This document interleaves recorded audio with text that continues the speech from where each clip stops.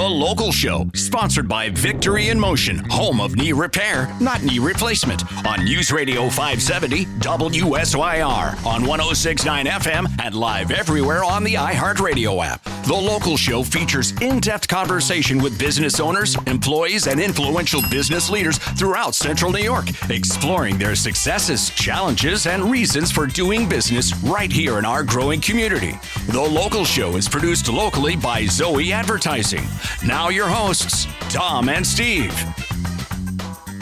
We're back into it, and we're back at it. You found The Local Show right here on 570 WSYR, 106.9 FM. Happy to be spending summer with you, and happy that it's not pouring rain. A little dry out. Summer is here. It's nice. Okay, it's going to last, I'm enjoying it. 17 days. And then you say that. It goes so quick. They're going to start running ads for the fair. Of course. But still. You go to one of the stores, they got Christmas decorations out. I mean, come on. I've got a busy wedding season coming up. A lot of weddings. Well, you kind of had a little gap there for a while. Well, we gapped it so that we could take our daughter down to Georgia and everything, and then recover from that. But now, all the wedding receptions are going to get boxed up here in the August and September and October and blah blah blah. Yeah. But that's when you need that extra money anyway to get into. Well, you're good at it. You've been doing it 40 years. You never will admit it, but it's fun for you when it's done. It is. You look back at it, you're like, oh, I can do this and that. But when it's done,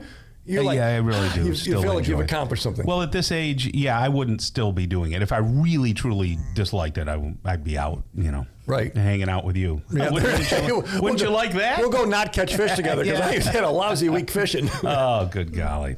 Hey, look, we've got a special guest new to the show. I can't wait to talk with her, see what she's all about. Her name is Andrea Atcheson, and she's a physician assistant, a chef, and the owner of Heart Health Academy. How are you? Hi, I'm great. How are you? Oh, hanging right in there. Yeah. Good. Yeah. So are you a Syracuse native?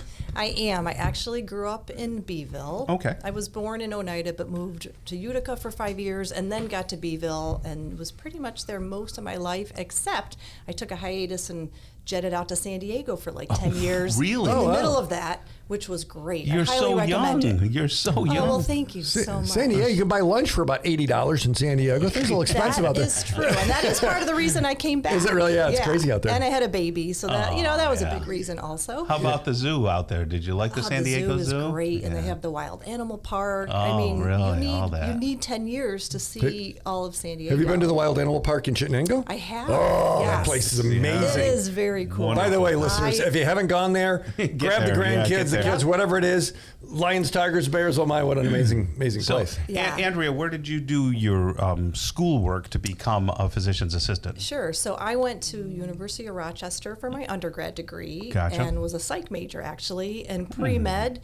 Everybody was pre-med there, I think. Yeah. I wanted to go to medical school. Sure. And that's what I thought I wanted to do. And then I said, just for me, I wanted to not work maybe 80 hours a week. I wanted to cut that down a little bit. So I ended up applying to PA school, and I got into RIT. So I ended up I graduated U of R, came here for 2 years to get some experience, got into school and went back to Rochester, did my 2 years of PA school, and then graduated in, 1999. And a PA is trained under a doctor where a nurse assistant is trained under a nursing. Is that, if I have that right? No. Is it like a nurse practitioner? Yeah. Tell me, unpack that. So I guess we need to know, and our listeners need to know, the difference between an NP and a PA. See, that's why he's the professional. He has great questions. Go ahead, Tom. So I was never a nurse. I didn't have to be a nurse to go to PA school. Right. You do have to be a nurse or an RN to go to nurse practitioner school, if you will. But I think the end goal to me is the same. I've worked with 100 different PAs, nurse practitioners. Right. The goal is the same. We see patients, whether we're in a specialty or in primary care or working in a hospital. I think some of the coursework is a little bit different. I mean, you still have your core medicine courses, no matter what degree you're getting, because you have to. They might have some different nursing classes. I don't even know exactly. But I always say, to me, we do the same thing. Sure. So what do you do? So the Heart Health Academy, and then you're a physician assistant, and you're a chef. How do these things all roll together? Right. And actually, as you delve into that, why didn't you go all the way for the MD? Is there a reason? Yeah, I mean, like I said, the main reason for me was I knew when I was going to go to residency and all that I'd be working 100 hours a week. I see. think it's different now. I mean, this was like 25 years ago or Yeah, more. yeah. I decided it wasn't for me. I wanted to have kids, and granted, yes, you can have kids. Doctors have kids, right? Sure. But I knew that I probably wouldn't make it through it. And I know that sounds kind of bad, but I probably would have quit. Right. Because I just wanted something less. And so since I've been out as a PA, I've luckily had an 8 to 4:30 job. Gotcha. Which was perfect for me. Yeah. You know? So that was really the big reason.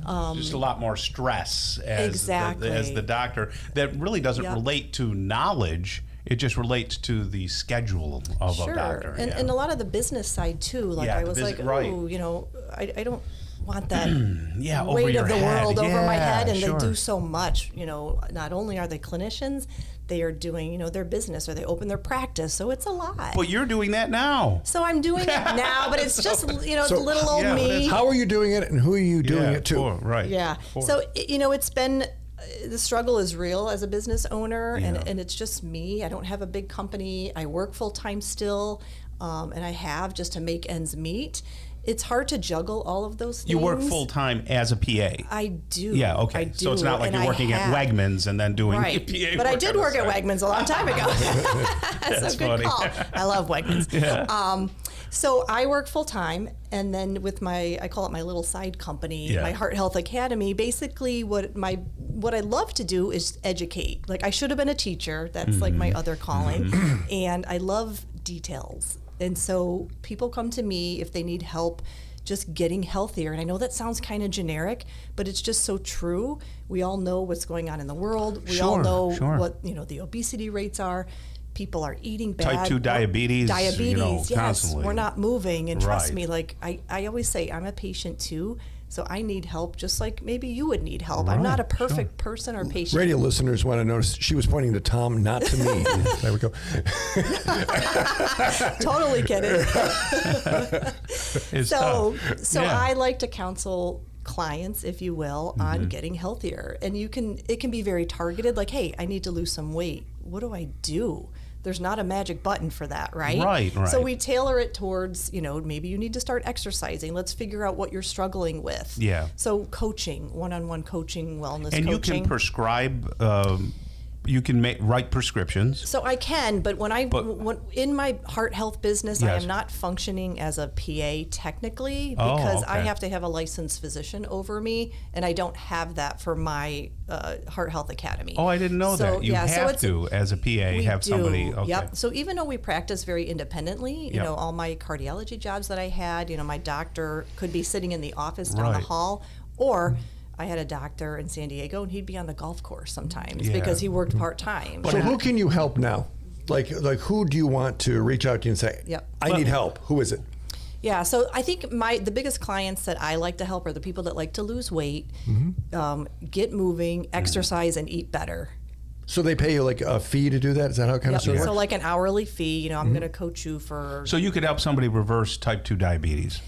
One of my biggest pet peeves of medicine in general is pill pushing. Yeah, right. And I felt, that's why I started this. I felt like a pill pusher. I worked in various cardiology offices, and they do wonders for people. But I find that a lot of times we're not preventing things, we're reacting to things. You're not just shoving statins down people's throats. Yes. And so no, if you come to me and want counseling to help, you know, get off some of your meds, that's all lifestyle. Yeah. And that's a conversation. And you don't get that with a doctor when you zip in, zip out, there they go. And they need to make money, and they need to keep their drug reps happy. So they're doing what they need to do. They're helping with all these problems, right, that you go in. But they don't have time to sit there and talk about nutrition. So you're a health coach.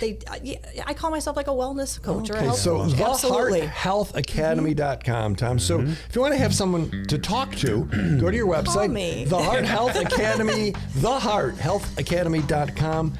And we appreciate you joining us today. Oh, thank you so much.